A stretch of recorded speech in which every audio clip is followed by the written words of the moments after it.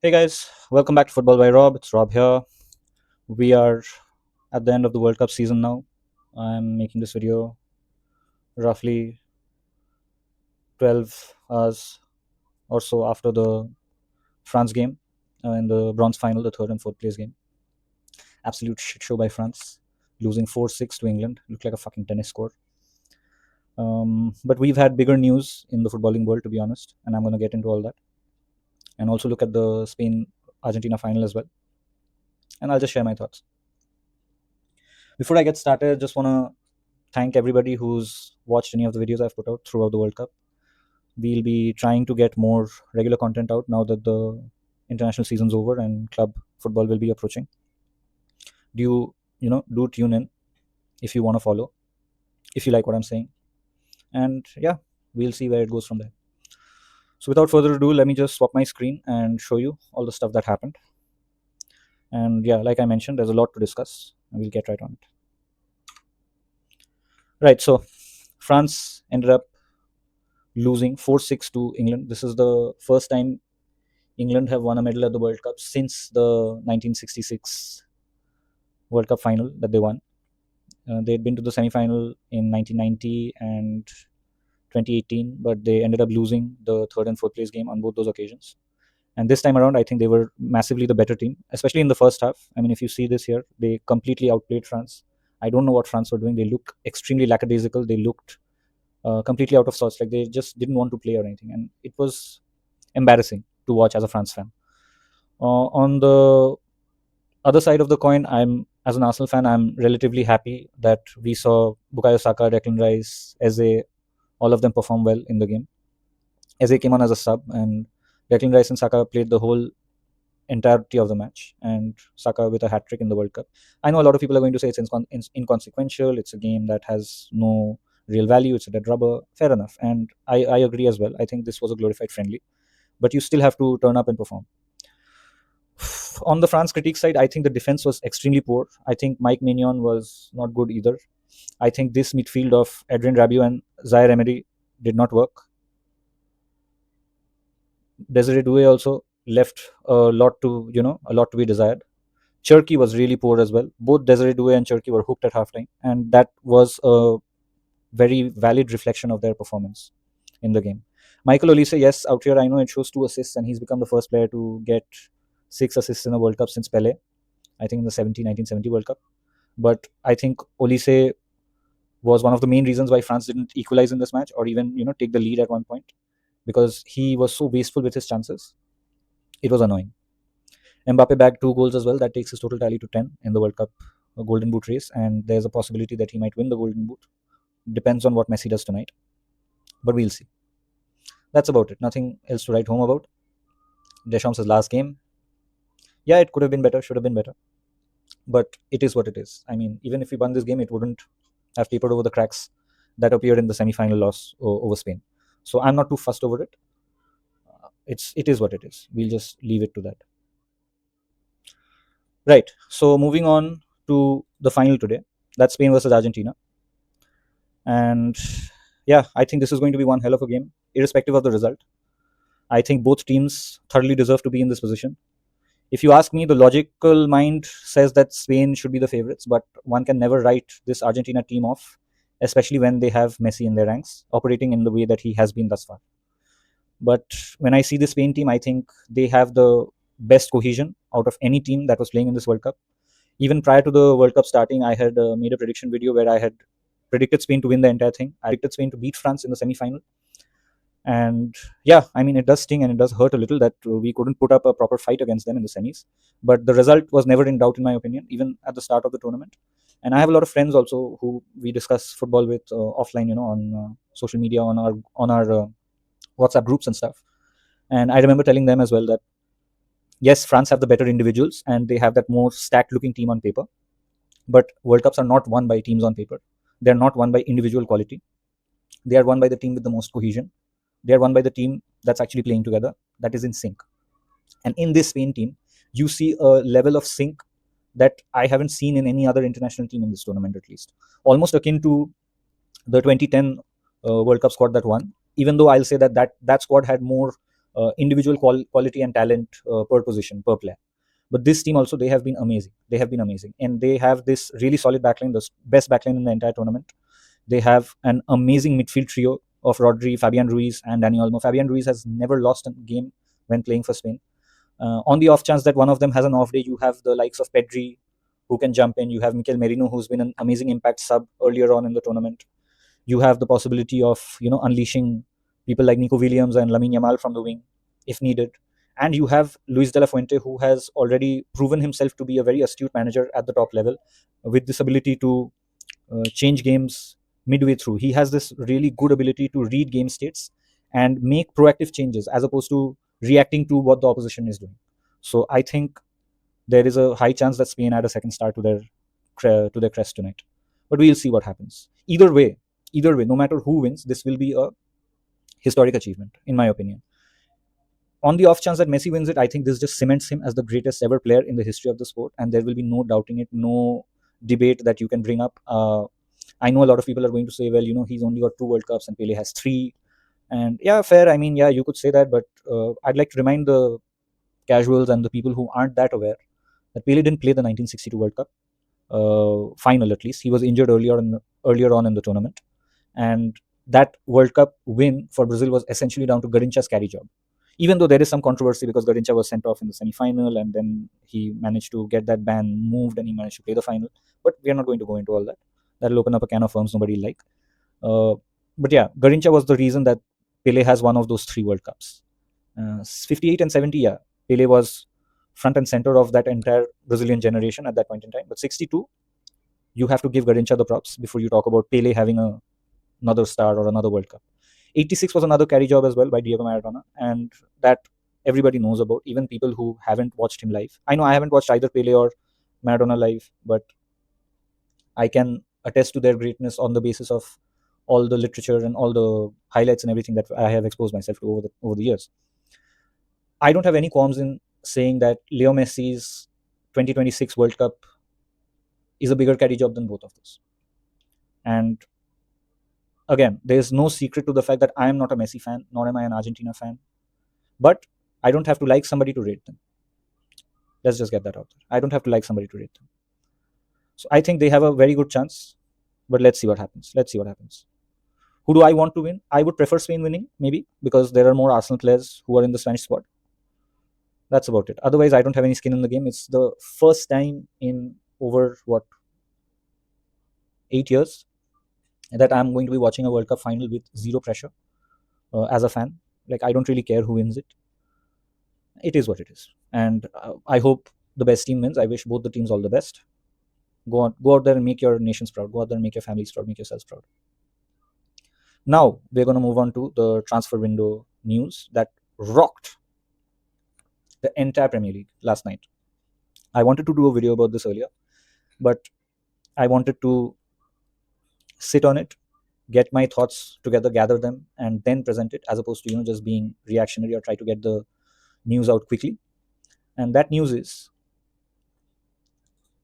that David Ornstein has confirmed that Morgan Rogers basically is going to Aston Villa. Now, this is a massive blow for Arsenal on paper, because it was no secret that Morgan Rogers was supposed to be Arsenal and Mikel Arteta's primary target this summer. So let's see what's happened. So David Ornstein broke this news last night, where he said that Chelsea have reached a verbal agreement with Aston Villa to sign Morgan Rogers. The bid is for 117 million, accepted by AVFC and finalized. 6 plus 1 year contract. Medical is happening on Monday. Rogers was part of the squad that played in the third, fourth game yesterday, so he'll be travelling back now. Arsenal were interested, but the 23-year-old attacker wanted Chelsea, and Xabi Alonso was instrumental in this decision-making process. Now, where do I stand on this? I think Hand of Arsenal made this point really clear earlier on. So this is not the first target that we've lost out to. We lost that young starlet from Leicester, Jeremy Monga, to Man City earlier on in the month as well. And that was a relatively paltry sum. It was like, I think they wanted 12 million or something, and Arsenal weren't willing to pay more than 10. And City came in and got the deal done. They didn't want to haggle over a couple of millions. Fair enough. No, I don't have any qualms over that. This one feels a bit different though. Even though I personally am not too fussed about the fact that we've missed out on it. I'm more annoyed with the fact that we missed out on our top target, but I'm not bothered by the fact that we have opted to not pay 117 million for somebody like Morgan Rogers. Now, right off the bat, I want to say I think Morgan Rogers is a good player. In fact, I made a video last year where we were discussing Arsenal's potential transfer signings and window prior to last season starting, where I had discussed the possibility of us signing Morgan Rogers because he was linked with us, and eventually we went to Eze. Now, I remember at that point in time, I said that I would prefer Eze. Morgan Rogers had more time on his contract left, and therefore would have commanded a bigger transfer fee as well. I then went on to find out that there was also a sell-on clause that Middlesbrough have on this whole thing. So Aston Villa, I think, signed Morgan Rogers in January 2024, if I'm not mistaken. And on the basis of this entire fee that Chelsea are paying now, I think Middlesbrough might be getting give or take like 20 to 25 million of this chunk. Now we've also since then found out that this 117 million bid or this 117 million fee is all guaranteed. There's no bonuses or clauses that have installments attached to it. It's 117 upfront. Now I'm pretty sure Chelsea, given their astute abilities in financial dealings, they will have been able to structure the deal in a way that is palatable to them. Maybe 5 years or 4 years. You cannot amortize a deal more than 5 years. So good for them. Good for them. But this is what I'll talk about Hand of Arsenal. So Hand of Arsenal said this in July 3rd. This was right after the Monga and the City deal didn't happen. So he said that it's important to ensure discussions are not labeled as crash outs. I don't have the privilege of recording a video, so I'm just going to explain my fair and honest thoughts thus far. Fans are not angry at Monga and City. They are more laid back when it comes to outsmarting a market with money. Losing out on a talent who badly wanted Arsenal over 3 to 4 million is not being disciplined. It's just dithering and stubbornness. He could have gone on loan and a club would have covered his wages and you could have flipped him for a profit. But Andrea Berta took too long and City should never even had a chance to get in. It is no secret that Monga did want Arsenal initially and we were his preferred destination. Not paying ungodly amounts for Tonali's agents is fair. And the same can be said about his wages and that 100 million fee that Spurs have paid. Fair enough. I agree with this. I find it hard to believe fans would have been angry at signing Fernandes for 85 million if that is who you really want. The market has shifted and we need to adapt. I agree. The market has shifted. I don't think the market is a fair reflection anymore. Low balling Newcastle for a midfielder, this is Bruno Guimaraes that he's talking about. Low balling Newcastle for a midfielder who improves us massively is just a piss take. Make a serious offer and get it done if he is the one. This is what fans are saying. Villa have already told us that they want 130 million for Morgan Rogers. If you believe that is way too much, then make a fair offer and see how they react. Barcola is not any cheaper, so make your mind up. Rice, Saliba, Timber, and Saka already struggling, and we need to ensure that they are taken care of while we have adequate cover to begin our title defense. Mikel always calls for fair critique, and as a fan, it is fair to express concerns. I personally don't need transfer dopamine, but I am just asking my club to move, correct? And that is based on the information I have. I'm sure the club will make moves. Let's get a move on. We are Premier League champions, move like it. I couldn't agree more. Now, when it comes to the Morgan Rogers deal, he quote-tweeted that old tweet and he said this: personal terms were not an issue for weeks, yet we took our sweet time. Mikel wanted Rogers. They met face to face. Villa were angered with the way we handled informal talks and the gap in valuation. Chelsea swooped in. We didn't match it. So, what are my thoughts on this? Personally, as much as I think Morgan Rogers would have been a good signing and he would have been a good fit for this Arsenal system, two things. One, I don't want any player who is not 100% sold on playing for Arsenal.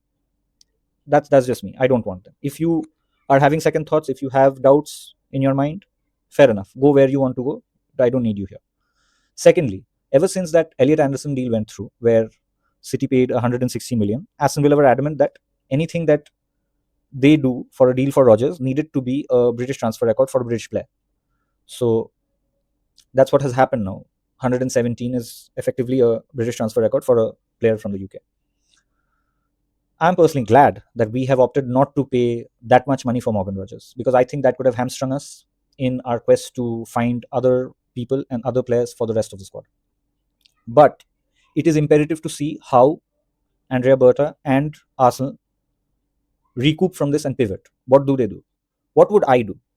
I would probably look at the fact that in a world where you are willing to, I don't think Arsenal were willing to, but hypothetically, let's assume that they were willing to pay 117 million for a player like Morgan Rogers.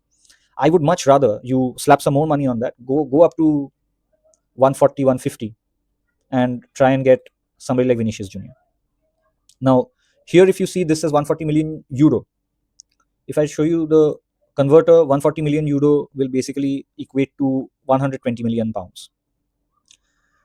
It's no secret that Vinicius has been struggling to fit in at Madrid.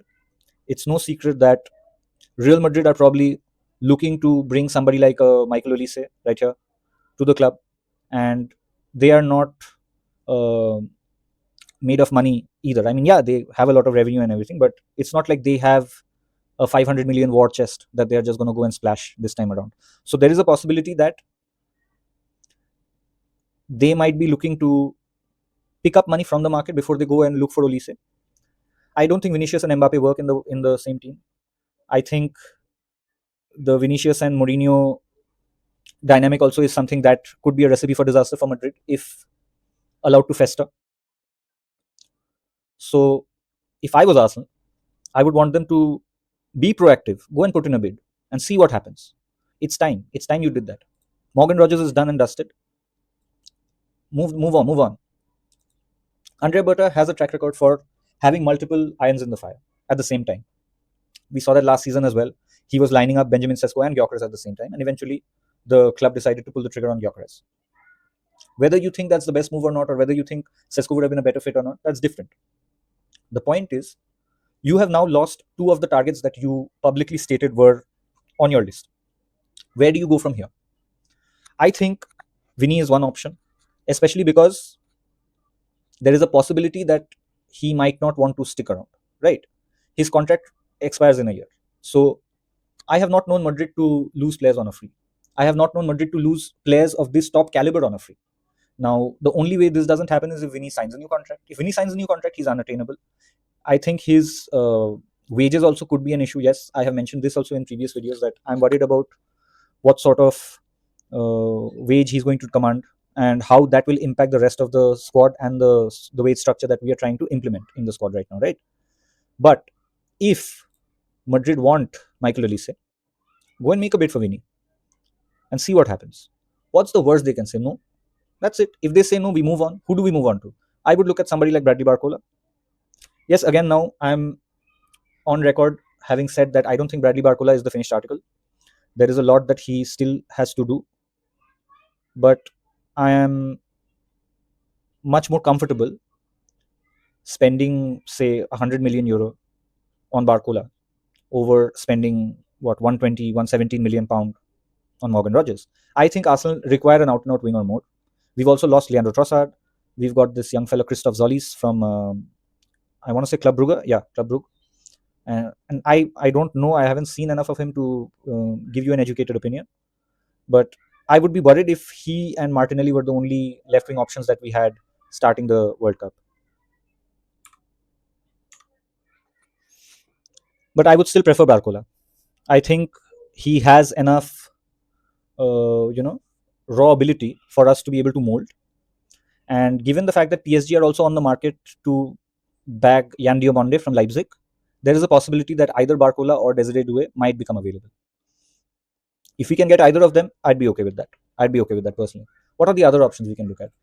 I saw people talking about Kenan Yildiz, and again, a really exciting player. I've liked whatever little I've seen of him in the Champions League. I don't follow the Serie A fastidiously, so I won't be able to speak on that. But having seen him in the Champions League, yes, I have been relatively interested in his abilities. But the issue I have with him is I'm worried whether his lack of physicality is going to be an issue in the Premier League or not. Now, again, maybe he's going to be one of those David Silva, Santi Cazorla, these type of players, where your technicality makes up for your physical deficiencies. But will Juventus want to let him go for a sum that we consider palatable? I don't know. I love saying this, right? There are no bad players. There are only bad prices. And it depends on what sort of price you buy a player at.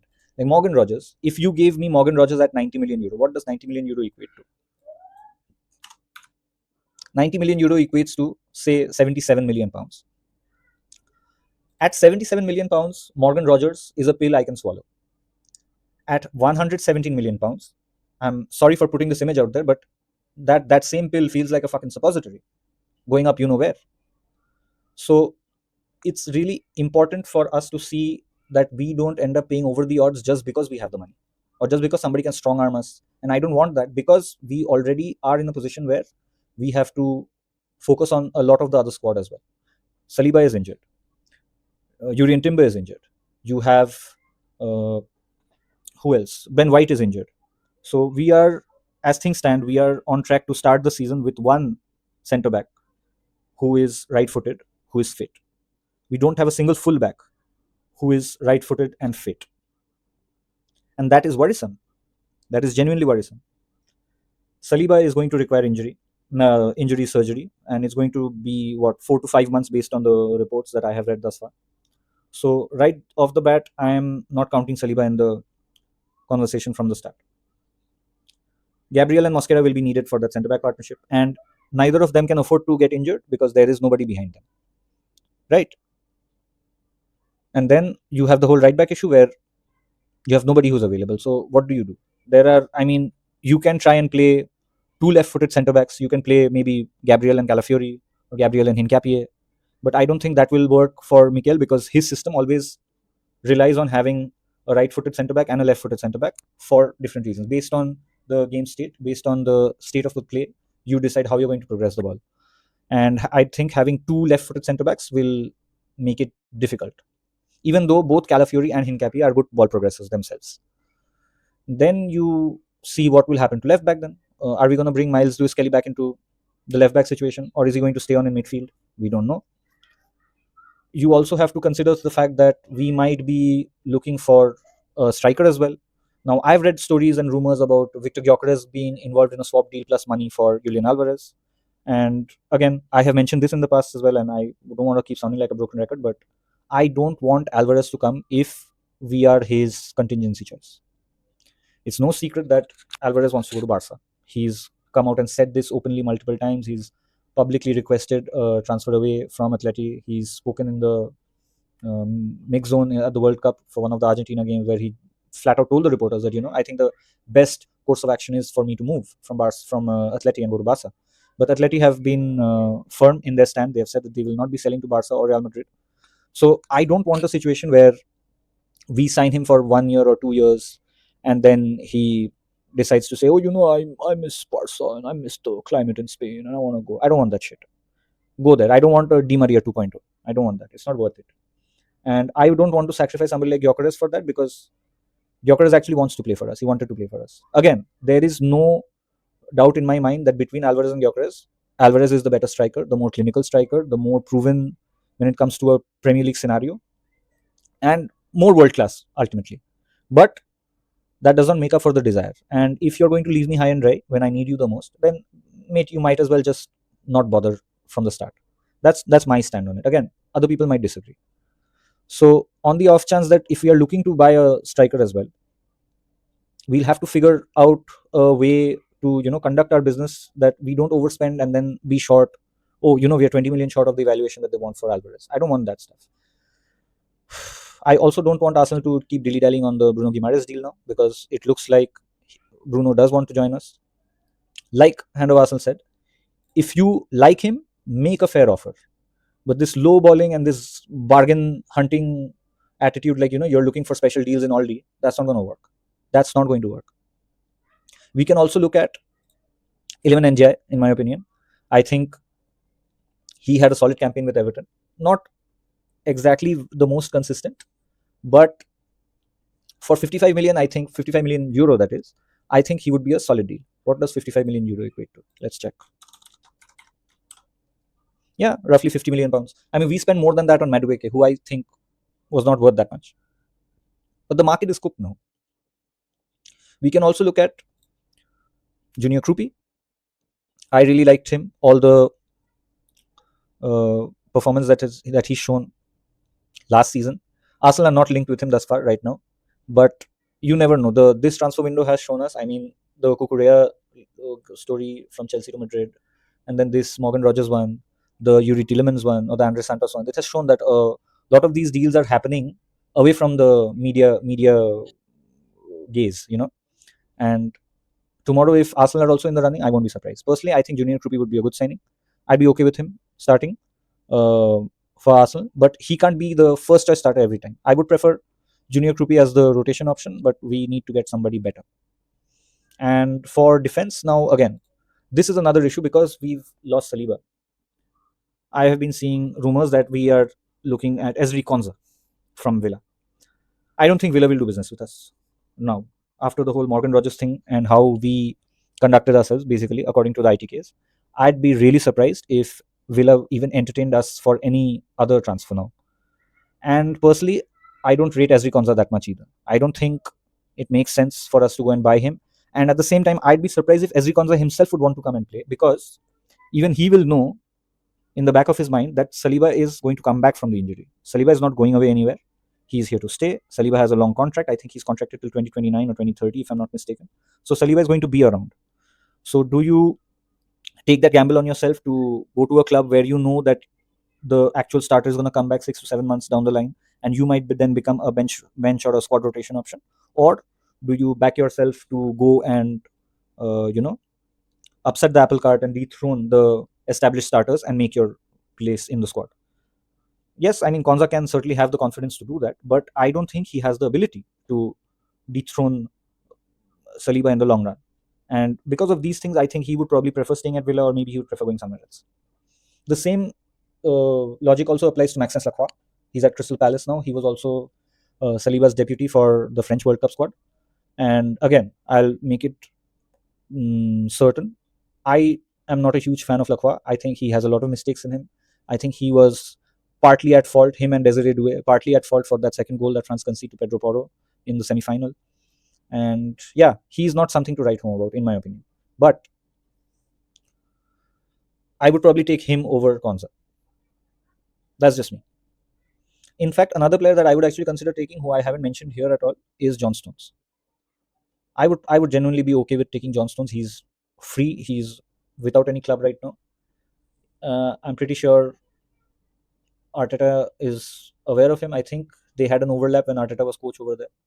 So I mean, just go offer John Stones a 1 year contract, and maybe the possibility of getting your UEFA badges and your coaching badges, and subsequently joining the Arsenal coaching squad.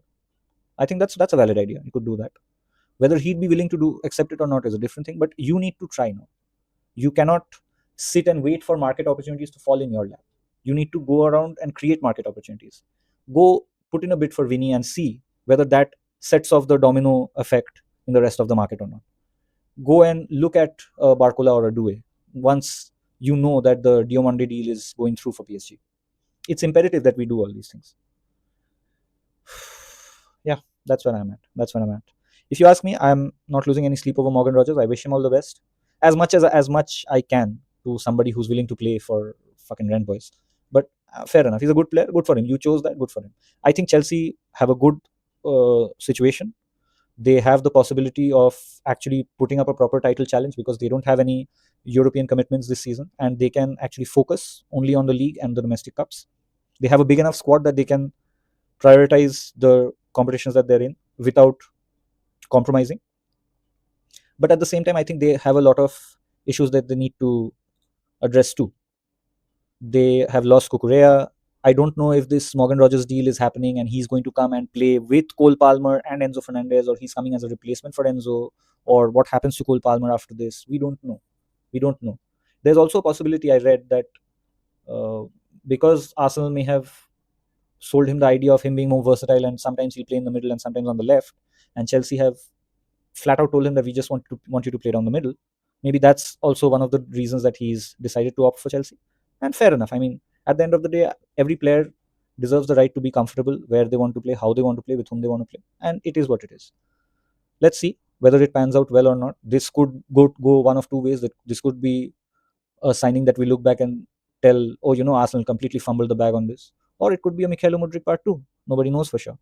What I do know is I wouldn't be okay paying 117 million for Morgan Rogers. But that is the sad state of the current market. It's broken. It's broken. And I don't know how long it's going to be sustainable, to be honest. I genuinely don't. But yeah, that's about it. I think I've rambled on for long time now. So I'm just gonna leave it at that. What are your thoughts on this? If you're an Arsenal fan, what are your thoughts on missing out on Morgan Rogers and Jeremy Monga? What do you think Andrea Berta and Mikel Arteta should be doing now? Now that the World Cup is coming to an end, how do you think we should be building the squad? What are your thoughts on the injury concerns that we have, and do you think we can challenge for the league in this current scenario with how we are tooling up in comparison to how the rest of the league is tooling up? Let me know your thoughts in the comments below. I'll also leave a link to my merch. I have these hand-drawn artworks that I do. They're mostly sport and pop culture related. You can check them out if you want. Every little bit helps. That's about it, guys. That's about it. I'll leave you to it. All the best for the final. Enjoy. I'll catch you in the next one. Cheers. Peace out.